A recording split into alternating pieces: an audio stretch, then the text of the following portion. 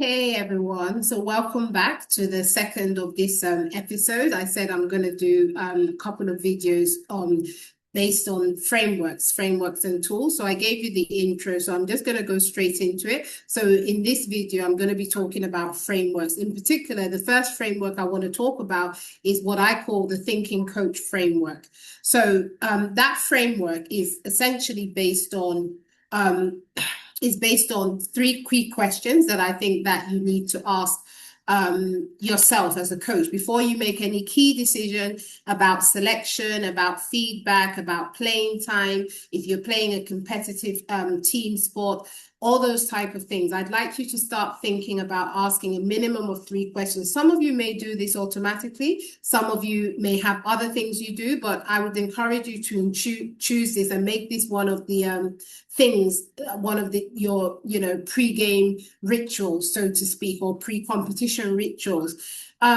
So the first thing that I think that you need to ask yourself is, what does the athlete need right now? So not what does the coach need, not what does the team need, but actually what does the individual athlete need? And I think it's important because I think a lot of coaches often think about what the team needs and think about the game and their strategy more than what the individual athletes need. And I think that you have to remember you're managing human beings. And if you can think about what the athlete needs first, you probably will end up making life easier for you in terms of achieving what you want to achieve and what's going to be for the better good of the team. So in order to help you think about what the athlete needs right now, I want us to break down, because I want this to be practical. I want to give you practical, not just theories and theoretical things that you can help. That's what your license is for, more than anything. But I want this to be also about giving you tips and tools that you can practicalize and use on a day-to-day basis, regardless of what level you're coaching. I was recently invited to deliver a program with a national coaching organization, and they deal with coaches in the UK, ranging from community coaches to elite coaches. And one of the things they've asked me is that they need something that is going to apply to everyone. So I've come to understand that coaching is coaching, regardless of what level. The principles of coaching are the same. You have goals, you have things that you're trying to achieve. And so regardless of what level you're coaching at, I think this is relevant. I think if you're just starting out, this will help you to build a solid foundation. I think if you've already been coaching for a number of years, this will help you to keep your coaching fresh and help you to give you that extra edge, which when you add it to the experience you already have, you become dynamite. All right. So the 4 words I want you to think about when thinking about what the athlete in front of you needs is confidence. Confidence is so important for an athlete, and athletes are different. There are some athletes that are extremely sensitive, and it doesn't take a lot to kill someone's confidence. And I've seen coaches over the years that I don't know if it's a power trip, they almost delight in destroying players' confidence, or it's like they're trying to compete with the athletes they have. And that's not good. It's not good for you, and it's not good for the athlete. So, and it's really sad. It can be really sad when you watch an athlete, a great athlete, and their confidence is shattered. And what's even more sad is there are some athletes, same as some people don't recover from a broken heart, some athletes just don't recover, and they never achieve the greatness that they had achieved or they could have achieved, or even when they were on the way to the peak, because their confidence has been shattered. Don't be a coach that does that. Don't let that be your legacy. So confidence is really important. So looking at your athlete, trying to decipher, is this are they confident enough? Do I trust them? Are they confident? And remember, Ferguson is one of the coaches that I've always admired as a coach, in terms of, so I've read most of his books, and I've learned a lot from, watching Man U and reading his books and how he, managed that, how he set up that legacy and that team. And he used to say, like, Beckham was a player that no matter what you did, you just couldn't touch his confidence. There wasn't anything you would do that would change what he was going to do, or his capacity. It's like he had an unbreakable, it was amazing. And that, I think that was one of his key strengths. And that's why, unlike a lot of other players in his generation, he was still able to go to other top teams like Madrid and perform and work his way to the top and still perform. Confidence, really key. So you need to really be able to decipher who is a confident athlete, who's not so confident, and how you might be able to help that athlete maximize their confidence. Clarity. So you need to be clear to them in terms of, what you think they can do, what their role is, and maybe they need clarity as well. I found, like, even myself as an athlete and even doing what I do, there are some coaches that can't even explain to individual athletes what they need from them and what they need for their team. So the athlete goes away thinking the worst, because they're struggling to communicate with the coach. The coach is not really communicating with them. I remember having a coach and someone was saying, well, have you spoken to the coach? And I was like, yes, I've spoken to the coach, and the coach is not really answering me. And to me, that's rude, that's insulting. But now I'm mature enough to know that it may just have been that coach's capacity, and that coach didn't really know how to communicate. They were lucky that they were coaching a good team, so their communication skills wasn't tested, but ultimately it wasn't a pleasant experience for me as an athlete. Then you have challenge. Some athletes need that extra challenge, and some athletes, you need to change them every day. And I think a lot of times when you're looking at female athletes, male athletes relish challenge. They just love challenge.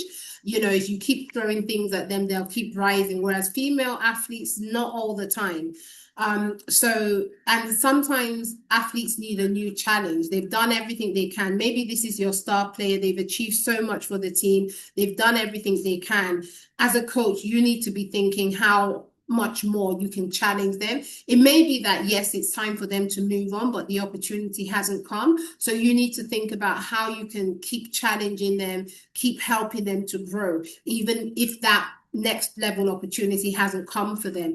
And then care. Some coaches, some players, some athletes just need to feel like you actually care for them as a person, and you don't just see them as a number, and show that you care. And when I say care, not necessarily about the team, show individual athletes that you care about them on an individual basis, because these are some of the things that I believe if you do, you'll bring out that extra 10% that you want from the athlete. And ultimately, it's going to be a win-win situation for you and the athlete. The second question that I think that you need to ask yourself is, even if you're doing an individual sports, I know that most sports setup, you have teams of people that you're working with, or that at least you should be working with, but it's probably a bit more obvious in the performance setting if you're running a team sport. And what does the team need right now? So you've thought about the individual athletes, you have an understanding of what the different athletes need and require. You now need to think about what the team needs and see how you can integrate those needs together. So, and again, I'll give you 4 words to make it easier for you to follow. And the first thing is cohesion. Every team needs cohesion. So you need to think about how you can marry all those different needs that the individual athletes have, how you can try and bring it together to create a cohesive team. And accountability. I spoke about this with the athletes the other day, about them being accountable, not just to you as coaches, but to themselves as individuals. So you as a coach, you're accountable not just to yourself, but also to your team and to the athletes. I know a lot of coaches that get on a power trip and feel that they're accountable to themselves, and maybe the only other person is the person paying them. They don't feel any sense of accountability to the athletes, and that's dangerous, because if you know that the team is bigger than any individual person, including the coach, then you have to know that even as a coach, you're accountable to not just yourself, but to the team. And the team includes the athletes that you're actually coaching. So yes, you are the one that makes the final decision, but you are also accountable. So think about that when you're making decisions and when you're thinking about what the team needs. It can't just be about what you want as a coach. It can't just be about, oh, I want them to train for 3 hours because I feel like they weren't fit enough in the last game, and end of story. No debate. No. It can't be, that can't be the way things are done. And does the team need direction? I've seen some coaches that they don't even know where they're going. So if they don't know where they're going, how can the team know where they're going? So sometimes your team needs a stronger sense of direction, especially in those moments when things aren't going well, where there's a struggle. You need to direct them and provide that clear sense of direction for the team. You also need to think about how you can build trust. Trust in your decision making as a coach, trust in you as a coach, as a person. When the athletes know that you genuinely care about them, they can trust you. When you have the trust of the team, making decisions, especially in difficult times, becomes a lot easier than otherwise. So these are the 4 key words that I would encourage you to reflect on when you're thinking about what your team needs. And then ultimately you're thinking about how you can marry the answers to question 1 and 2 together. The third and final question that I would like to encourage you to ask yourself is about the long-term culture of your team and your setup. When I say that, I've seen teams, for example, I'm just going to keep things simple, where the coach will play someone no matter what. There's some schools of thought. I don't really agree with it. Again, I'm going to use football just because the World Cup's going on at the time that I'm doing this, and I'm kind of enjoying some of the games. It's a breakaway from my own sport, and it helps me to appreciate. And there are some schools of thought that Ronaldo shouldn't have played. Well, let me not use Ronaldo, because Ronaldo's a great player, but Neymar in Brazil, he hasn't had a good season, hasn't been playing very well. He's been very injury prone, but yet he was still selected to play. I'm not the coach. I'm not privy to why that decision was made, but from the outside in, and certainly if I'm a player, I'm looking at that and feeling a bit, because I'm sure there were players that were fit. And I've seen a lot of teams do this where they've chosen a name over what's best for the team. Sometimes because the coach feels pressure, sometimes there's a sense of loyalty to a player that's given everything. But ultimately, if you're thinking about what the individual athletes on your team need and what your team needs, then sometimes that means that you're going to have to make hard decisions. You're going to have to make unpopular decisions that may not be popular with, certain players and certain people.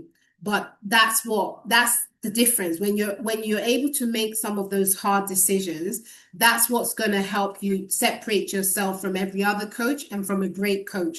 The great coaches that I've witnessed, I've watched, I've learned from over the years, are the coaches that are able to make hard decisions when the moment arises, unpopular decisions, but they can stand by it, live or die. They can stand by that decision, and that's what you need to think about doing.